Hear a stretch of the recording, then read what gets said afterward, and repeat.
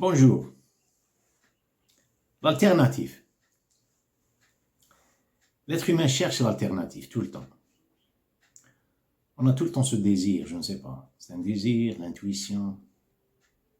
On cherche l'alternative. Et pourquoi on cherche l'alternative? Parce que on n'aime pas la routine.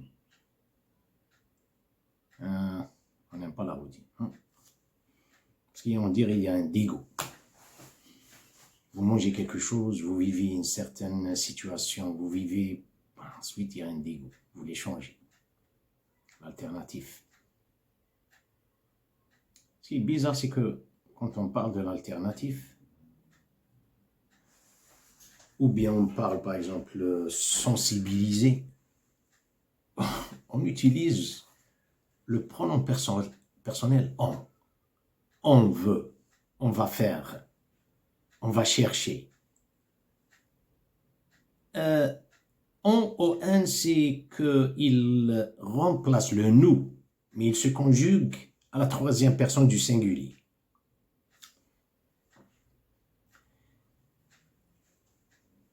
Mon opinion, quelques mots sur la table. Moi, ce que je vois, l'alternative, c'est personnel.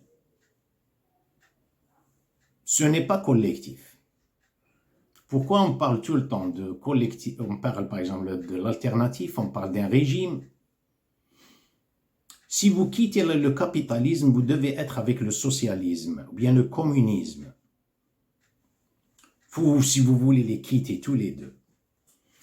Vous allez choisir un autre régime, je ne sais pas, non aligné.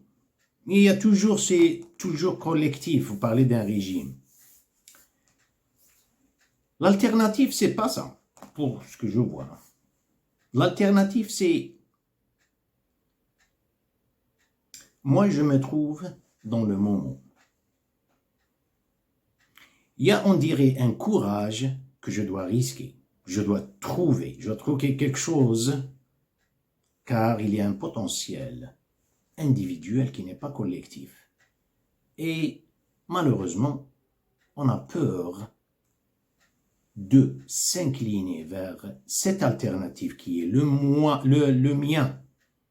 Je dois tout le temps chercher une collectivité, ambiance que j'appelle l'alternative, avec eux, avec tout le monde et tout ça. Alors que l'alternative, ça concerne la personne elle-même. Reste à savoir, est-ce qu'elle a ce courage? Est-ce qu'elle a les données, bases de données, pour vivre cette alternative?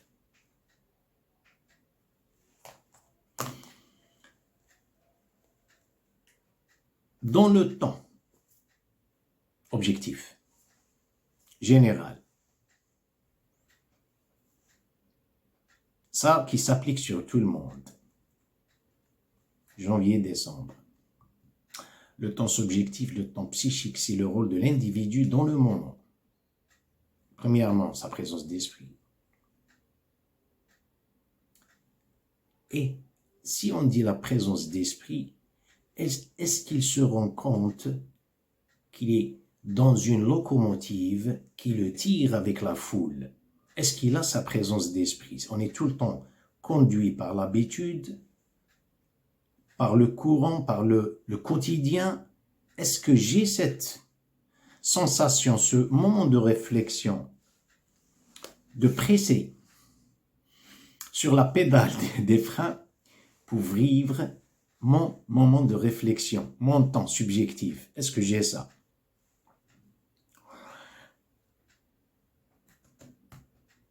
L'alternative, c'est un résultat. Je le trouve.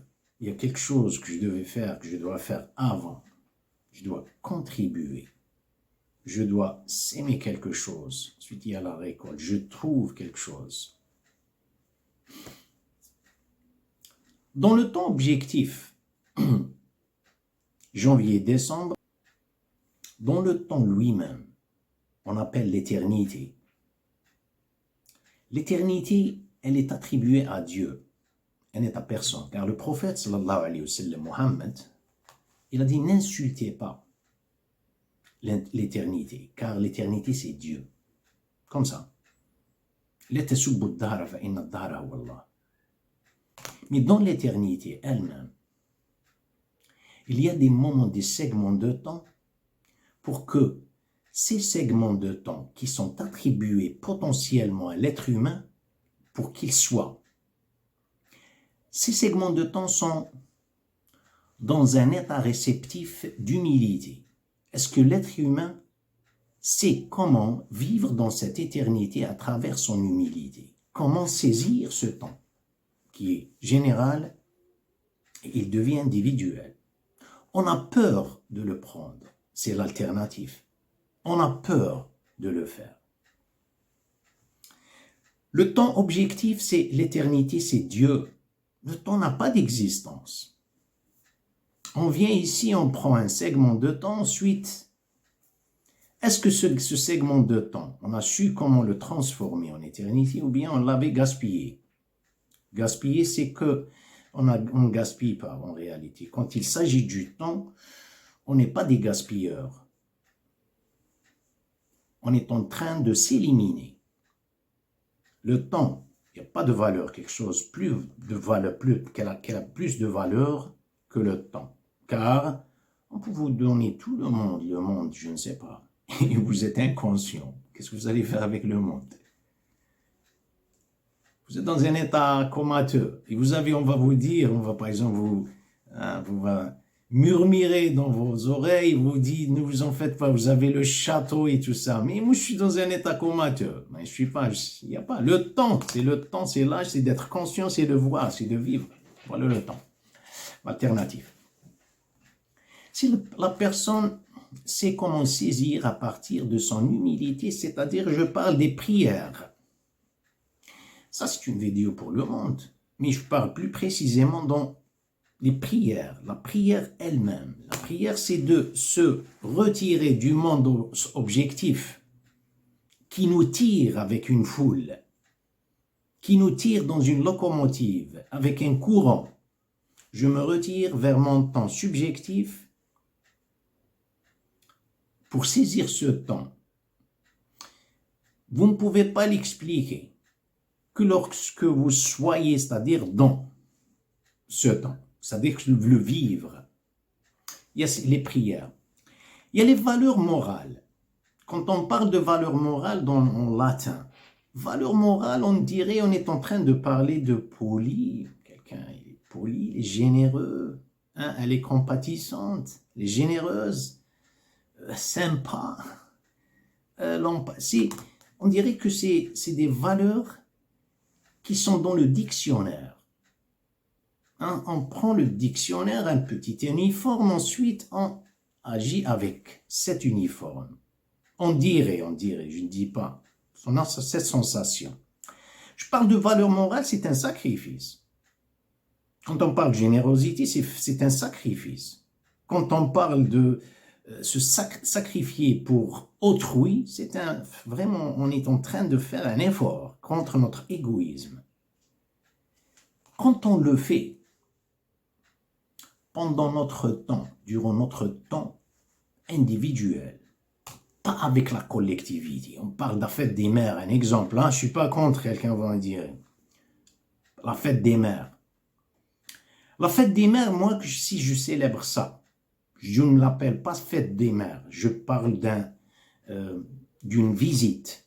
Et si vous habitez avec votre mère, c'est l'idéal. Aujourd'hui, ce n'est pas comme ça.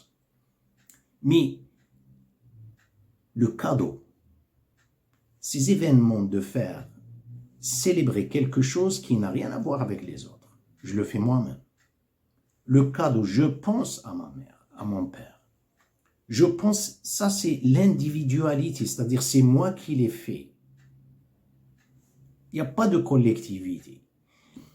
Le fait de faire ce genre de choses, vous ne savez pas, vous êtes en train de faire quelque chose qui est différent. Vous n'êtes pas conduit, saisi par le temps. Vous êtes en train de vous retirer de ce temps objectif pour saisir votre temps psychique, subjectif, si on veut. Le fait de faire ça, j'ai donné un exemple. Vous savez, on vit dans un monde très difficile d'avoir ce genre de présence d'esprit. car il n'y a que les habitudes, il n'y a que la routine. Entre parenthèses, ils disent dans des documentaires et dans un film récemment, peut-être quelques années, l'être humain, il n'utilise uniquement de 10% de son cerveau, je ne sais pas, 20%. Franchement, ça c'est une rigolade. Franchement, ça c'est rigolo. Il n'utilise même pas 1%. Vous parlez de 10%. Vous plaisantez, 10%. Vous parlez, il n'y a pas ça, ça n'existe pas. 24 heures, la personne, elle vit dans une routine. La pensée, elle n'est pas la sienne. La volonté n'est pas la sienne. L'intention, tout est programmé. Il pense, par exemple, tout est programmé et vous lui attribuez, vous dites 10%, 20%. Ça, c'est pas possible, il n'y a que les prophètes de Dieu. Vous parlez d'un certain, il y a le mot pourcentage, personne ne le connaît. Il n'y a que Dieu qui le connaît. C'est quelqu'un qui ne dort pas. C'est Dieu qui ne dort pas. L'être humain, il dort. Comment pouvez-vous lui attribuer le 10%, 3%? Il n'est uniquement un parkeuriste. Simplement, on est tous des parkeuristes, on est juste et des suivistes. On est juste, c'est par catégorie. Il y en a quelqu'un qui, il se réveille, par exemple, 1 minute, 2, 20, 30, je ne sais pas. D'ailleurs, le prophète, sallallahu alayhi wa sallam, quand il a parlé de la prière, il a dit que celui qui prie, il n'a de sa prière, le résultat de sa prière, que ce qu'il avait comme présence d'esprit. Il peut avoir le demi, le tiers, le 1/8. C'est la présence d'esprit, la prière. Voilà ce que c'est que la prière, présence d'esprit. Revenons au mot pourcentage et tout ça, ils disent pourcentage et tout ça, c'est-à-dire c'est-à-dire la personne, elle saisit son temps subjectif, psychique à partir et le fait de faire ce sacrifice pour les valeurs morales. Bien sûr, on va dire, moi je suis déjà endetté. Un exemple. Le monde est endetté. Voilà, les gouvernements sont endettés et les peuples sont endettés. Avec les dettes, avec tout ce qu'on est en train de payer, le loyer, je ne sais pas, et la voiture, elle est avec les dettes, et je ne sais pas, vous me parlez de générosité. Je vais faire une petite part de mon salaire pour donner et penser aux gens.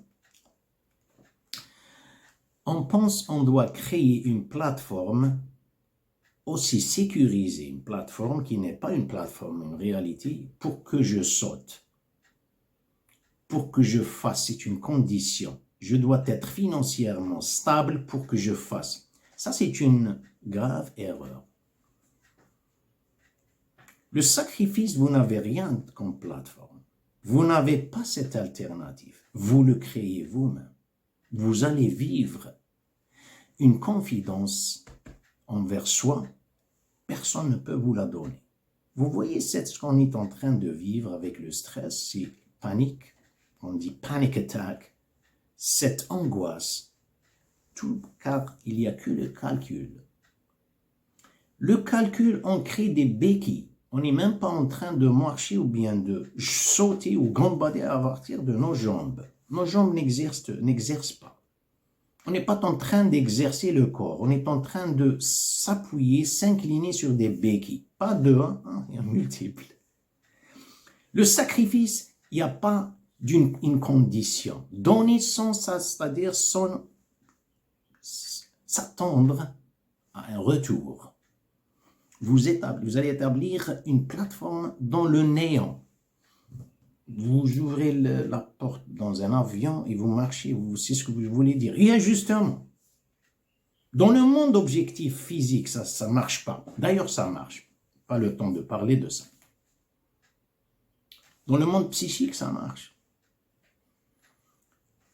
On est tout le temps, on a peur de sombrer dans l'oubli. C'est pour ça qu'on cherche. Je ne suis pas en train de changer le sujet. Le sujet, c'est l'alternative. Vous allez trouver tout le temps l'alternative, c'est parce que vous avez contribué à cette alternative. C'est pour cette raison que vous le trouverez. Autrement dit, vous êtes en train de voter pour une locomotive pour qu'elle vous transporte. Ça, il n'y a pas le moi. Il n'y a pas le moi. Je ne peux pas sauter à partir d'un autre centre de gravité. Je saute à partir de mes jambes, ma plateforme qui est ma conscience. Seul. J'agis seul, c'est-à-dire, c'est pas pour être dans une anarchie. J'agis dans le côté bon, positif. Que Dieu vous protège et à la prochaine.